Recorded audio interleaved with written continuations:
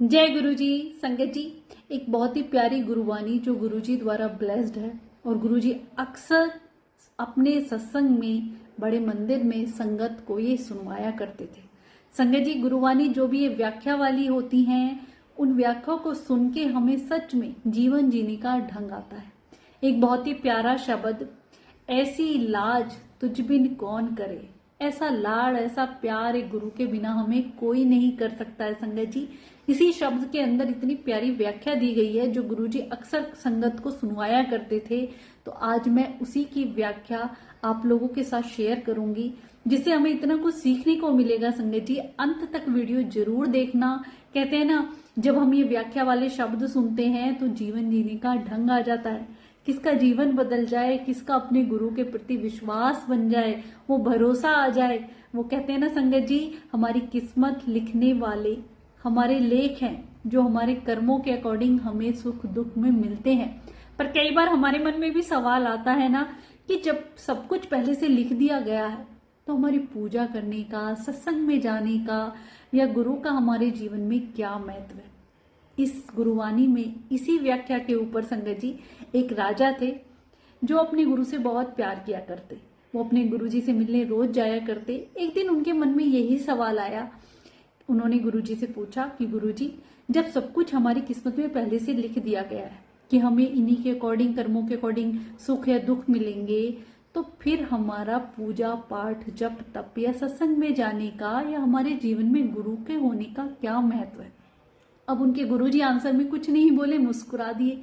तो राजा ने फिर यही क्वेश्चन किया, गुरुजी फिर भी कुछ नहीं बोले। अब राजा ने बार बार यही क्वेश्चन किया तो गुरुजी बोले, अभी आप अपने राजमहल में जाइए, कल आप आएंगे तो मैं इसका आंसर दूंगा। संगत जी, राजा अपने राजमहल में चले जाते हैं। रात को जब वो सोते हैं तो उन्हें एक सपना आता है कि सपने में उनकी उम्र कोई 30-35 साल की रही होगी और वो इतनी गरीब फैमिली में उनका जन्म होता है। 30-35 साल के जब हो जाते हैं, उनके बीवी भी हैं, बच्चे भी हैं, एक एक अन्न के दाने के लिए वो तरस रहे हैं। अथ की गरीबी उस सपने में उन्हें दिखाई दी। संगत जी, जैसे कहते हैं ना, एक फिल्म का रोल चल रहा है, जन्म हुआ गरीब फैमिली में, फिर वो आगे और गरीबी देखी और इतने दुख के पल उन्होंने देखे, इतना संघर्ष भरा जीवन उस सपने में उन्हें दिखाई दे रहा था। फिर वो 30-35 साल के हुए और उनके बीवी बच्चे ऐसे रोते हुए दिखाई दिए और वो मर गए। अब उन्हें ये समझ नहीं आया कि ये क्या दिखाई दिया मुझे। संगत जी, अब वो अगले दिन फिर अपने गुरुजी के पास गए और यही क्वेश्चन किया। तो गुरुजी बोले कि चलो मैं तुम्हारे साथ बाहर चलता हूँ, कहीं घूमते हैं, फिर मैं तुम्हें रास्ते में इसका आंसर दूंगा। अब वो किसी पंजाब के ऐसे ही गांव की तरफ निकल जाते हैं। दोनों घोड़े पे सवार होते हैं। तो गुरुजी थोड़े पीछे रह जाते हैं, राजा थोड़ा आगे निकल जाता है। अब राजा क्या देखता है कि सच में जो गांव उसने सपने में देखा था उसे वही दिखाई दे रहा है। वो उस गांव की तरफ बढ़ रहा था। वहां पे कुछ लोग आते हैं, राजा को ऐसे घोड़े पे सवार देख के कहते हैं, अरे ये तो वही संतू चूड़ा है जिसकी कल मौत हुई थी, आज ये जिंदा कैसे हो गया। तो वहां पे भीड़ इकट्ठी हो जाती है, गांव के बाकी लोग भी आ जाते हैं। फिर वो बीवी बच्चे भी किए तो मेरे पिताजी हैं, वो औरत भी कहती है तो मेरे पति हैं जो कल ही इनकी मौत हुई थी, आज ये घोड़े पे सवार कैसे हैं, यहाँ कैसे आ गए।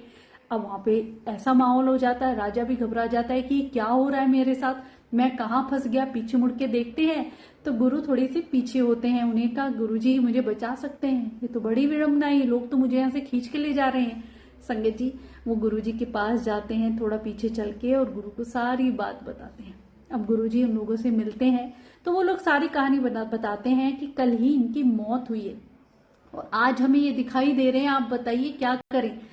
तो गुरुजी मुस्कुराते हैं और कहते हैं कि तुमने जिस संतू को कल मौत हुई थी उसका दाह संस्कार कैसे किया। तो वो कहते हैं, हमने तो जमीन में दफनाया था, तो तुम वहां जाके देखो, अगर उसकी लाश या वो बॉडी वहीं मिलती है तो तुम्हारा संतू तो वही है, ये राजा नहीं है।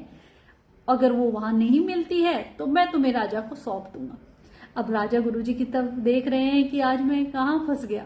संगत जी, सारे लोग वहीं जाते हैं जहां उन्होंने उस व्यक्ति को दाह संस्कार किया, तो देखते हैं उसकी बॉडी वहीं होती है। तो राजा बड़ी सुख की सांस लेता है कि मैं तो बच गया। अब गुरुजी मुस्कुरा रहे हैं और राजा का फिर वही क्वेश्चन, वो शुक्राना करते हैं गुरु का और कहते हैं, अब आप मुझे बताइए ना कि हमारे जीवन में गुरु का क्या महत्व है। गुरु का होने का, सत्संग में जाने का क्या फायदा है? तो गुरुजी बोले तुम्हें अब भी समझ में नहीं आया? तो राजा बोले नहीं, मेरे को तो नहीं समझ में आया। कह रहे कल जो तुमने सपना देखा था उसमें क्या देखा था? मैंने यही देखा था कि अब देखो, उन्होंने कुछ गुरु को बताया नहीं सपने के बारे में, राजा ने कोई जिक्र नहीं किया था, गुरु खुद ही बोले और इसीलिए उनको दिखाने लाए थे कि ऐसे ही एक गांव था, मेरी 30-35 साल की उम्र थी और उसमें मेरी मौत हो जाती है। तो गुरुजी बोले कुछ समझे, तुम्हारा ये जीवन राजा के बाद होना था, राजा से मरने के बाद तुम्हारा ये जन्म होता, जिसमें तुम 30-35 साल इतनी कठिनाइयों भरा, संघर्ष भरा ये जीवन जीते, पर गुरु ने तुम्हारा वो कष्ट, तुम्हारा ये जन्म सपने में ही कटवा दिया। संगत जी आप सोचिए, कितनी बड़ी दात जो भगवान गुरु के रूप में हमें मिलते हैं, वो देते हैं, हमें नजर भी नहीं आती है।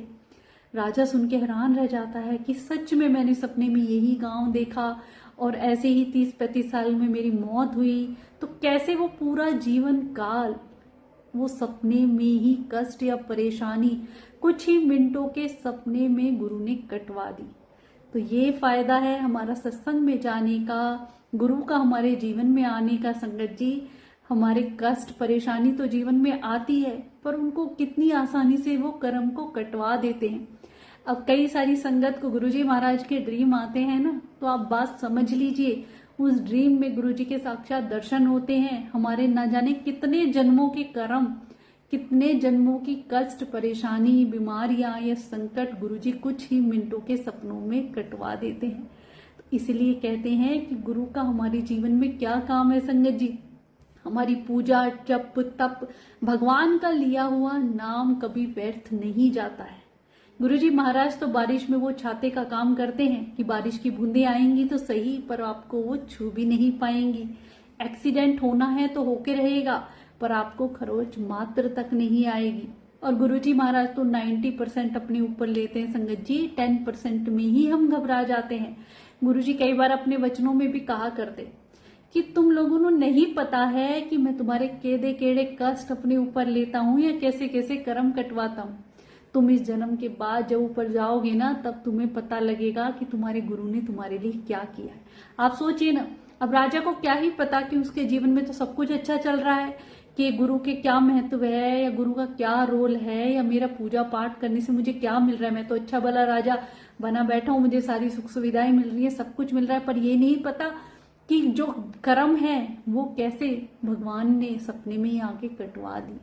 तो संगत जी, गुरुजी महाराज की बाह हम पकड़ लें और गुरुजी कहते हैं ना, गुरुजी से यही अरदास, कभी ना छोड़े हमारा हाथ, क्योंकि हम तो मनुष्य हैं, हमारे अंदर विकार इतने हैं, इधर उधर भटक जाते हैं, पर एक बार गुरुजी महाराज ने हमारा हाथ पकड़ लिया ना, कभी नहीं छोड़ेंगे। अपने कर्म हमें कटवाने हैं। हमें नहीं पता पिछले जन्म में क्या कर्म करके आए हैं, कितने हमने पाप किए हैं या क्या ही किया है, जो इस जन्म में हमें दुख के रूप में मिलते हैं संगत जी, और उनको भी हम आसानी से गुरुजी महाराज के चरणों में कटवा सकते हैं। तो हमारे गुरुजी महाराज तो हमें इतनी ब्लेसिंग देते हैं, कभी अपनी प्रेजेंस हमें खुशबू के रूप में, कभी ड्रीम दर्शन करा के। कितनी ऐसी संगत है जिनके कष्ट गुरुजी ने ड्रीम में ही काट दिए। एक आंटी जिनको इतना ज्यादा फोड़ा हुआ था, तो डॉक्टर ने सर्जरी बता दी। अब आंटी गुरुजी को रात में ही अरदास लगा के सोई, गुरुजी मुझे बहुत डर लगता है सर्जरी वर्जरी से, मैं नहीं जाऊंगी डॉक्टर के पास, आप ही मेरे डॉक्टर हैं, अब आप देख लेना। आंटी ने भरोसा करके छोड़ दिया। रात में ड्रीम में गुरुजी आए और जहां पे उन्हें तकलीफ थी, वो फोड़ा था, गुरुजी ने ऐसे कोई लेप लगाया, ड्रीम की बात है संगत जी, और जैसे आंटी को कुछ नहीं पता, सुबह उठी तो वो फोड़ा बिल्कुल गायब, वहां से दर्द गायब, उसका नामो निशान नहीं। तो क्या है गुरुजी? ये है हमारे भगवान, जो संगत के कष्ट परेशानी सपने में ही काट देते हैं। फिर हम उन्हें क्यों नहीं याद करते हैं संगत जी? इतना सरल तरीका गुरुजी हमें बता के गए कि सच्चे दिल से बस उन्हें याद ही तो करना है। हर पल याद करके देखें, उनके नाम का सुमरन करके देखें, मंत्र जाप करके देखें। हर वीडियो में यही कहती हूँ ना, गुरुजी का फोन नंबर मिलाते रहा करो, जो गुरुजी का मंत्र जाप है, कभी ना कभी तो गुरुजी उठा ही लेंगे। और नहीं पता संगत जी किस किस तरीके से वो हमें संभाल रहे हैं। हम एक एक सांसें उनकी कर्जदार हैं। कैसे चुका पाएंगे संगत जी। हर पल वो संभाल रहे हैं। कितनी बड़ी ऐसी बीमारियां होती हैं, संकट होते हैं, जो उनका लंगर प्रसाद, चाय प्रसाद चखने से हमारे दूर हो जाते हैं। हमें नहीं पता कितने जन्मों के कर्म हम उनसे कटवा रहे हैं। ऐसा जरूरी नहीं है संगत जी कि सब चीज हमारे सामने ही हो। गुरुजी खुद भी कहा करते हैं कि मैं तुम्हें बता के ब्लेस नहीं करता हूँ। जब हम सच्चे दिल से गुरुजी से जुड़ते हैं ना, तो हर पल उनकी ब्लेसिंग होती है, जो हमें दिखाई भी नहीं देती है संगत जी। और हमारे गुरुजी महाराज ने तो कभी किसी संगत को जता के या कह के ब्लेस किया ही नहीं। बिन बोलिया सबकी जानता, बिना बोले वो सब कुछ जानते। तो ये इतनी प्यारी गुरुवाणी हमें क्या सिखाती है। इनकी व्याख्या की सीख की कहानी जब हम जीवन में उतारते हैं ना, तो सच में पता चलता है कि हमारे गुरुजी महाराज हमारे लिए क्या है और क्या कर रहे हैं। तो गुरुजी के साथ कनेक्शन बनाने के लिए गुरुवाणी जरूर सुनिया करो। और जितनी भी ये व्याख्या वाले शब्द होते हैं, ये तो हमें जरूर सुनने चाहिए संगत जी। गुरु के प्रति हमारा इतना विश्वास बढ़ता चला जाता है ना, और जहाँ विश्वास और भरोसा होता है ना, वह हर दिन सत्संग होते हैं, हर दिन चमत्कार होते हैं संगत जी। भक्ति क्या है? भक्ति भाव है। कहते हैं ना, भाव से आप पत्थर को भी पूजोगे तो उसमें भी भगवान है। तो यहाँ तो साक्षात हमें भगवान गुरुजी के रूप में मिले हैं, जो हर सब रूप में विराजमान है। फिर भी हम कुछ वक्त निकाल के उनसे बातें नहीं करते, अपनी बातें शेयर नहीं करते, उनसे हरी सारी फीलिंग्स बताएं। तो गुरुजी महाराज हर पल हाजिर नाजिर सब रूप में विराजमान हमें सुन रहे हैं, देख रहे हैं। कोई अर्जी भी लगा रहे हैं तो उसको वक्त आने पे वो पूरा करेंगे। गुरुजी के दरबार की एक खास बात है संगत जी, जो हम चाहते हैं वो नहीं देंगे हमें वो देंगे जो हमारे लिए अच्छा होगा। तो कोई चीज हमें नहीं मिल रही है, कुछ दिनों की कष्ट परेशानी चल रही है, उसमें भी हमारा भला है, वो हमारे साथ कभी बुरा होने नहीं देंगे संगत जी। ओल्ड संगत के सत्संग सुना करो, जिससे सुन के रोंगटे खड़े हो जाते हैं कि गुरुजी कितना प्यार अपनी संगत को करते हैं, हमारे साथ कुछ बुरा होने नहीं देंगे। कैसे कष्ट परेशानी जब आती है ना, तो हमारे गुरु बीच में खड़े हो जाते हैं कि ये मेरा भक्त है, इसको तुम कुछ नहीं कर सकते हो, मैं इसका बुरा ना होने दूंगा, ना किसी को करने दूंगा, ना इससे ही करने दूंगा। कई बार हम गलत कदम, कुछ भी बुरा करने की कोशिश भी करें तो हमारे गुरुजी हमें बीच में आके ही रोक देते। तो इतने प्यारे रब जो हर पल हमारा साथ निभा रहे हैं, हमें क्या करना है? बस उनको याद करना है। तभी गुरुजी कहा करते, तुम मैनू याद करो, मैं तुम्हारे काम करांगा। याद करने में ना तो कोई आपके पैसे लग रहे हैं संगत जी, वरना कोई भी कष्ट परेशानी आती है, अभी मैं आपको कहूँ ज्योतिष पंडित का कोई उपाय कर लो, आप तुरंत करने लग जाएंगे, हजारों रुपए खर्च कर देंगे। पर उस रब को सच्चे दिल से याद करने के लिए क्या ही जा रहा है संगत जी। सच्चे दिल से मन में उतारें, विश्वास रखें, भरोसा रखें। हमें नहीं पता कितने जन्मों के कर्म वो हमारे कटवा रहे हैं। सपने में ही हमारी ऐसी ऐसी सालों की बीमारियां, कष्ट परेशानी दूर कर रहे हैं। तो उनसे हमें कर्म कटवाने हैं, सच्चे दिल से अपने रब को याद करना है। शुक्राना गुरुपा।